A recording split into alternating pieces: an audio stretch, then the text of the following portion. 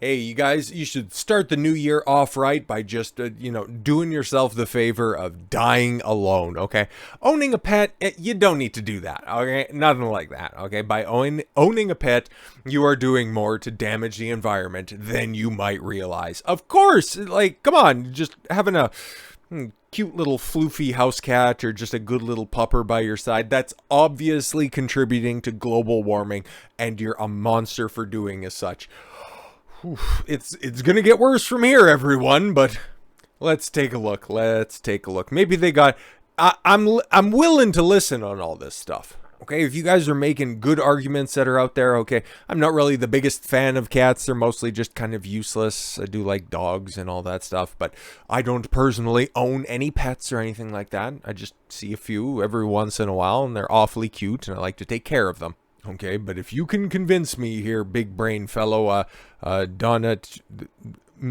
McCarthy, okay, if you've got some good rational talking points right here, and these aren't just simply emotional arguments, you could convince me. I doubt it though.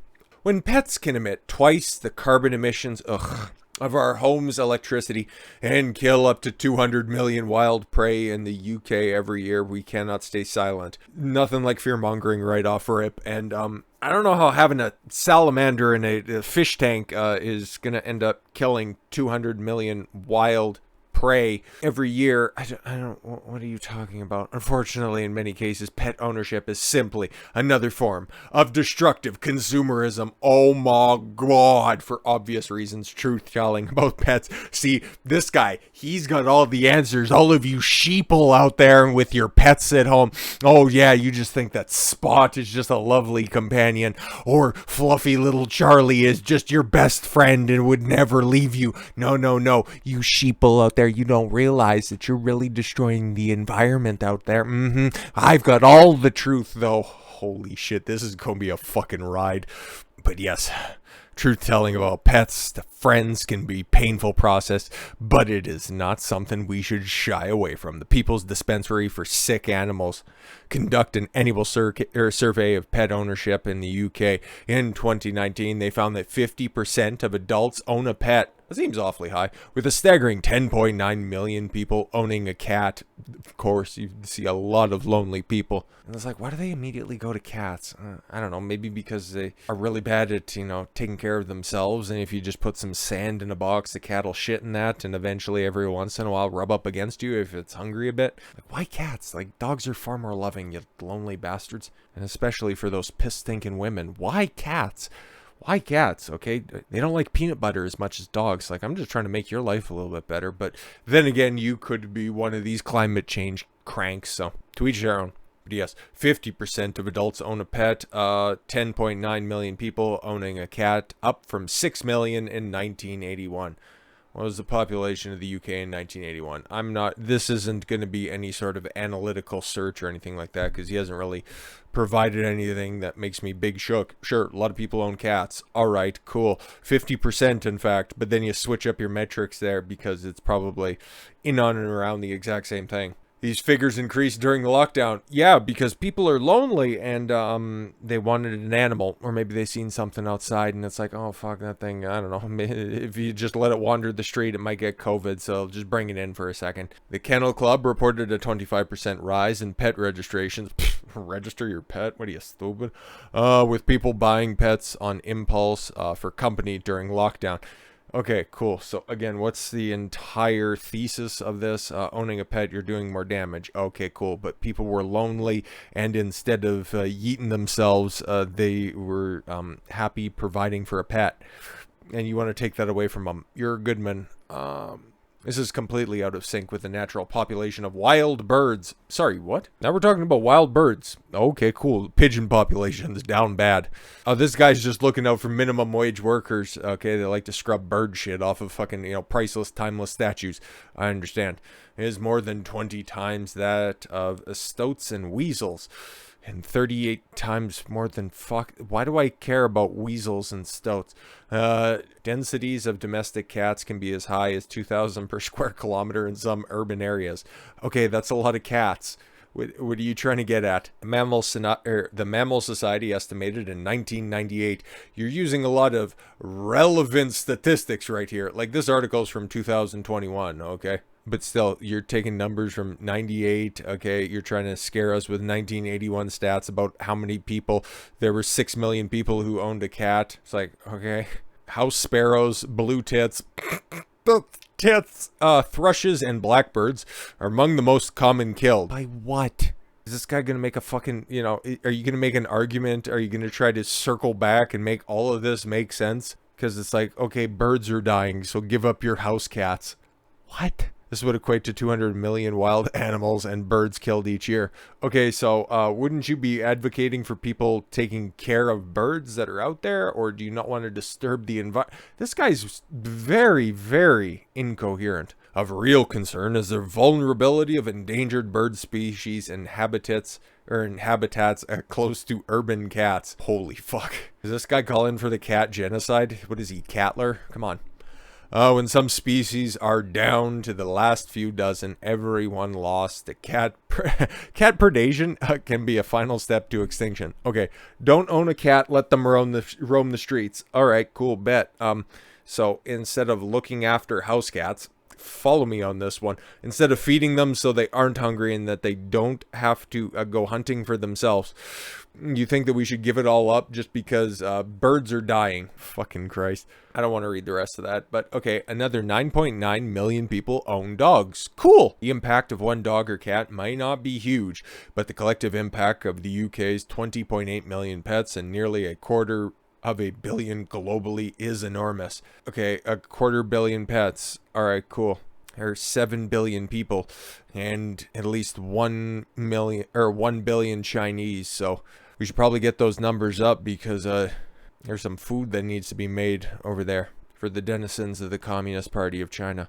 I've designated my garden to be nature friendly. Oh, this guy's just mad because he's tired of digging cat shit out of his garden. Sucks to suck.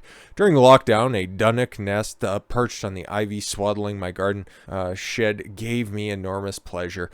And then cats came and killed all the pretty birds. Oh my god. Yo, this is like somebody coming over and knocking over Adolf's stencils, telling him he's shit. This is his supervillain origin story. Most clumping cat litter, oh, what? Okay, is made of bentonite clay, okay, which is an unrecyclable mineral mined. Oh, yeah, mineral mined using open cast strip mining. Oh my god, one of these fuckers. Like, oh my god, strip mining's bad. We shouldn't be doing it for our natural resources. Oh my god, coal mines are so dangerous to society. We need to move to solar and wind where people strip mine in Africa, but they're brown and it doesn't count then. It's like, you fucking idiots. Okay, so yeah, strip mining's bad unless it's for the thing that we like. Then strip mining's acceptable, or we just don't want to talk about it. Then, of course, is the actual high carbon, high cruelty fish, chicken, and meat. But I thought you didn't care about animals, though. But you care about fish and chicken and meat that goes into the tins and packets that eventually produces the poop. Okay, cool. So this guy, he's just got a big scat fetish. We finally got to the bottom of this. The meat content of dog and cat diets is about 33%, okay? And so is it for a lot of healthy people as well. It's significantly higher than that of the average American human diet at about 19%. Yeah, but then you'd complain about fat people with their carbon output, okay? And how much garbage and waste they create, so you can't have it both, my guy. That comes after a significant carbon impacts, a 2019 study. Oh, there you go. You actually got something relevant here. Okay, reported that the average Dutch dog's carbon... Wait a minute, you're just talking about American people, okay, and then you're just nebulously throwing out stuff here, so this is very strange. And why, again, should we be giving up our animals? Oh, because they have to eat, and that's a problem. You're a bad man. Okay. But yes, the dog's carbon emissions just for food were up to 1.4 tons and cats were up to 0.25 tons. It's nearly double the annual electricity carbon emissions for the average UK household just for dog food, and about a third of household electricity emissions for the average cat's food. Oh my god. So yes, this guy is concerned about the sustainability of wildlife, but then at the same time he's also advocating for starving dogs because creating the food is too much of a pressure in terms of carbon emissions. But then if we're going to go ahead and enact your thought process here, okay, if we're just going to be releasing all of our captive prisoner pets out into the world, they're going to be hunting those things that you were trying to protect in the beginning. You probably should go back to the drawing board. But again, you work at the Independent, okay? This isn't some fucking back alley blog or anything like that. The Independent, okay? And we got another thought crime, but it, a thought piece right here, okay, who's going a little step further, okay? If you thought pets were bad, just think about kids. The science proves that kids are bad for Earth. What are you trying to get at here, okay? If kids are bad for Earth, okay, at what point in time are they acceptable for Earth? Or are you just trying to pull some Malthusian experiment where it's like we need to depopulate? Oh, okay, cool. So the previous guy wants you to be alone and unhappy. And then this dude right here is just going ahead and just calling for, depopulation. Great. I love it. Morality. Oh, great. So we're not going to find any rationality in here. Great, wonderful, fantastic. Morality suggests we stop having kids. Great. We need to stop pretending kids don't have environmental and ethical consequences. So this is on NBC News, by the way. The NBC News. Not like MBC News, not an offshoot. NBC News. And this piece right here is authored by Travis Reeder, all right, director of Masters of Bioethics degree program, Berman Institute of Bioethics. Great. So this is another supposed thought leader out there. This ought to be great. A startling and honestly distressing view is beginning to receive serious consideration, both academic and popular discussions of climate change ethics. According to this view, having a child is a major contribution to climate change. A logical takeaway here is that everyone on Earth ought to consider having fewer children. Great. Yes, take a look at how well received and definitely the zero consequences of the one-child policy in China for so many years. Definitely, that's the plan that we should be doing. It didn't end up fucking up their society. Although culturally controversial, you're telling people to stop having people. To what end? To what end? Scientific half of that position is fairly well established. Okay, cool. Several years ago, scientists showed that having a child, especially for the world's wealthy, is one of the worst things you can do for the environment. That's all right. I think the world is going to be fine. It could handle a little Dawn or a little, I don't know what your name is out there, a little Steve or Jim or Jessica. I don't know. I got like 30% of my audience is female, so there's got to be some women out there, right? That data was recycled this past summer in a paper showing that none of the activities most likely to reduce individuals' carbon footprints are widely discussed. Oh my God. The second moral aspect, the view, I don't care what your feelings have to dictate about this shit, that perhaps we ought to have fewer children. Yes, of course, I love to deals and oughts and shoulds and coulds, okay? I don't want to have to deal with the world how it is. I want to deal with it how I think it should be, how I feel it should be, bitch. Maybe this guy's just trying to black pill, rationalize. It's like a girl doesn't want to touch my pee-pee, and I'm never gonna procreate. So therefore, now nobody gets to procreate. Scientific evidence. I'd love for you to get to it though. As still, the open ears on this one, I just don't think we're going to find anything rational in here at all. And moral theorizing aside, this is a complicated question with plenty of opponents. In what follows, I will address some of the challenges to this idea. Okay, the argument that having a child adds to one's carbon footprint depends on the view that each of us has a personal carbon ledger for which we are responsible. Some governments are trying to legislate that, but that aside, furthermore, some amount of an offspring's emissions count towards the parent's ledger.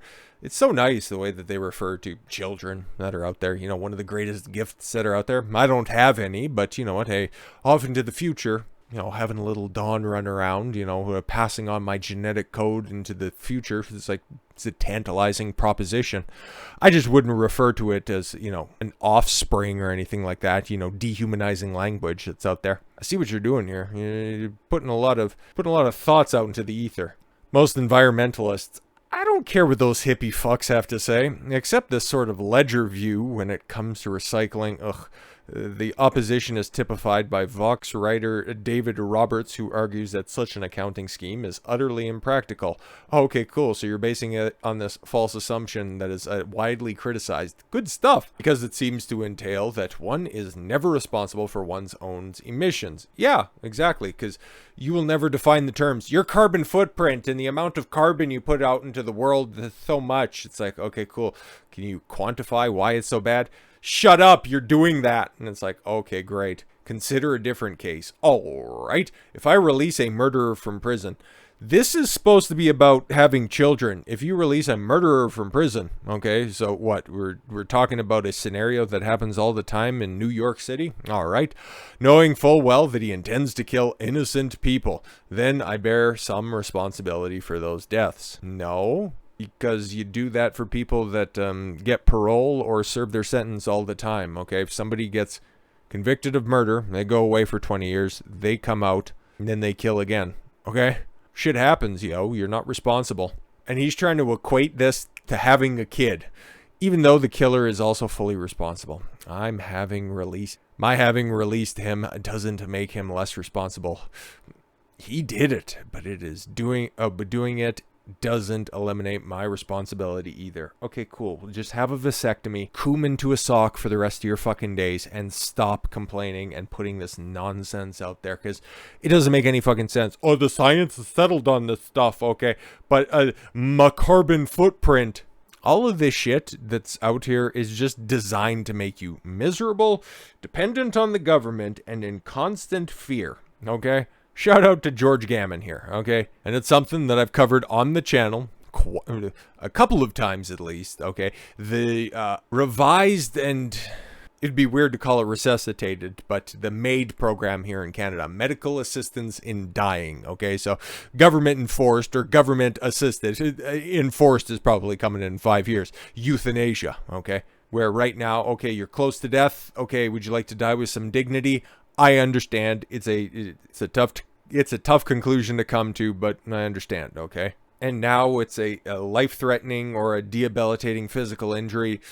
Okay, that's a little bit shakier of a ground, okay? You have an amputation, you want to, just fucking end it all? And it's like, okay, cool, so you get government sign-off on that, weird. And then in 2023, it's going to be lax to a point where, if you feel a certain way, you can, punch out in the loving embrace of our good old-fashioned Canadian hospital system. I wonder if there's going to be expedited service for that, though.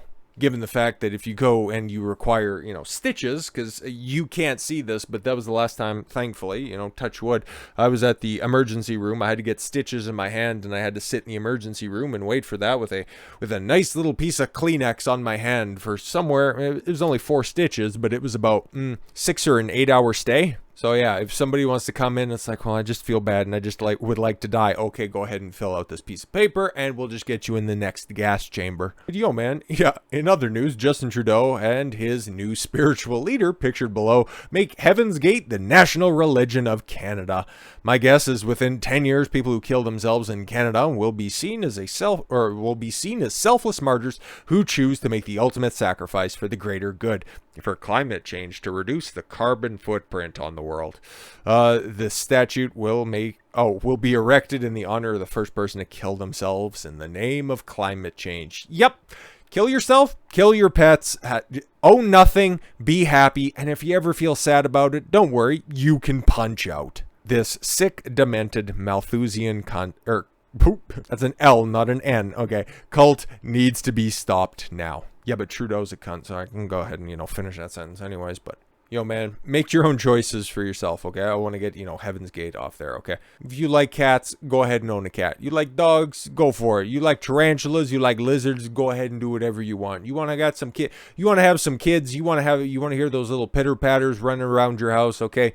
Make sure you got a good woman or a good man beside you, okay, before you start a family, because we don't need any more single mothers running around out there. That's some bad stuff out there, okay? If you think your genetics are worth carrying on into the future, start a family. There's not enough good ones that are out there, okay? And if you want to do something about this messed up fucking government that's out there right now, hey, do whatever the hell you want. Pay them no mind, because they don't deserve anything of it. And I know it's an exceptionally dark topic to be talking about this time of year, but hey man, those winter lulls are going to be coming in here very soon, and the warm embrace, or just the the smiley, barky, or for some house cats, the nonchalant embrace, something that can really brighten up your day. So don't be letting any of these messages come in and affect the way that you think about the world. These are sad, demented individuals that just want to drag you down like crabs in a bucket. Nobody gets above their baseline level of just taking the happy pill, putting on the gray jumpsuit, eating the bugs, and living in the pod.